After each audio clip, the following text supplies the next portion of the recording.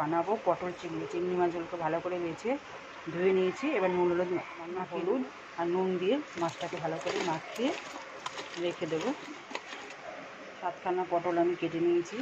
এবার সামান্য নুন দিয়ে সামান্য একটু হলুদ দিয়ে মেখে নেব। কড়াইতে আমি দিয়ে দিয়েছি সরষের তেল। এবার পটলগুলো ভেজে নেব। হালকা লাল লাল ভাজা ভাজা হয়ে গেছে। এবার চলো মশলাটা করে 7-8টা কাঁচা লঙ্কা, 2 চামচ সাদা সর্ষে দিয়ে এবার বেটে নেব। পটল ভাজা হয়ে গেছে। এবার পটলগুলোকে তুলে নেব। আমি চিংড়ি মাছগুলোকে হালকা করে ভেজে নেব।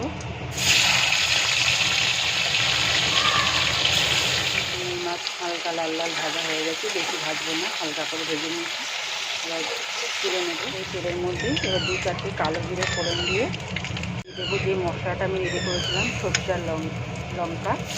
এবার দিয়ে দেবো জলটা। এর মধ্যে দিয়ে দেবো পরিমাণ মতন নুন, পরিমাণ মতন হলুদ।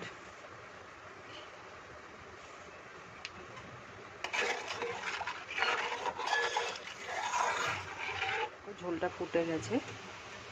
এবার ওর মধ্যে দিয়ে দেবো চিংড়ি মাছটা। কারণ চিংড়ি মাছটা যেহেতু একটু বড়, সিদ্ধ হতে টাইম লাগবে। আর পটলটা নামানোর একটু আগে দেবো। ঝোলটা অনেকটা শুকিয়ে এসছে, মাছগুলো হালকা সিদ্ধ হয়ে গেছে। এবার দিয়ে দেবো পটলগুলো। পটলগুলো দিয়ে